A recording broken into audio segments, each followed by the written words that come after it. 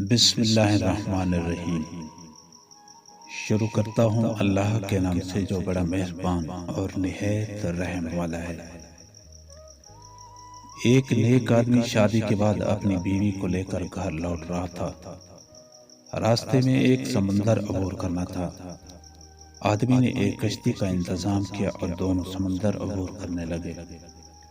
کشتی جب بیچ سمندر میں پہنچی تو سمندر میں طوفان آ گیا۔ اس صورتحال میں بیوی کا خوف سے برا حال ہو گیا، لیکن آدمی ایسے اطمینان سے بیٹھا رہا جیسے کچھ بھی غیر معمولی نہ ہو رہا ہو۔ یہ دیکھ کر اس کی بیوی کو حیرت ہوئی اور وہ غصے سے چلا اٹھی، کیا آپ کو نظر نہیں آ رہا طوفان کشتی کو ڈبونے لگا ہے؟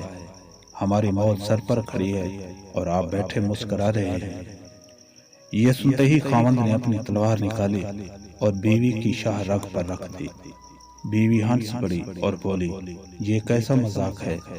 خاوند نے پوچھا، کیا ابھی آپ موت سے خوفزدہ نہیں ہو رہی؟ کیا آپ کو نہیں لگتا کہ میں آپ کا گلا کاٹ دوں گا؟ یہ سن کر بیوی بولی، مجھے آپ پر اور آپ کی محبت پر پورا بھروسہ ہے۔ مجھے پتہ ہے آپ مجھ سے بے انتہا محبت کرتے ہیں اور یہ تلوار آپ کے ہاتھ میں ہے تو مجھے کوئی نقصان نہیں پہنچا سکتی۔ یہ سن کر خاوند بولا، جیسے آپ کو میری محبت پر اعتماد ہے، بالکل ویسے ہی مجھے اللہ کی محبت پر یقین ہے، اور یہ طوفان بھی اللہ کے ہاتھ میں ہے۔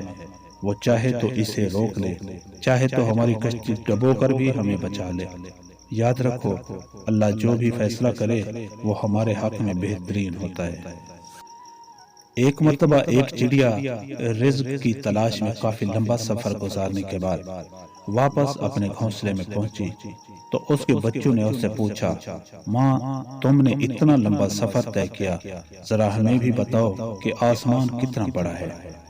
چڑیا نے بڑے اطمینان سے اپنے بچوں کو پروں میں سمیٹتے ہوئے نہایت اطمینان سے جواب دیا، بچوں، میری ایک بات یاد رکھنا، دنیا میں والدین کے سائے سے بڑی کوئی چیز نہیں ہوتی۔ ہم عجیب طبیعت کے لوگ ہیں، سیدھی بات کرو تو بدتمیز، خوش اخلاقی سے پیش آؤ تو خوش آمدید، اگر کسی سے اختلاف کرو تو بے ادب، اور اگر کسی کا لحاظ کرو تو منافقت۔ عورت کو خوش کرنا ہر ایک کے بس کی بات نہیں، لیکن اگر دیکھا جائے تو اسے خوش کرنا اتنا مشکل بھی نہیں۔ بس اس کو دل سے عزت دو اور اس کی قدر کرو، زندگی بھر چھوڑ کر نہیں جائے گی۔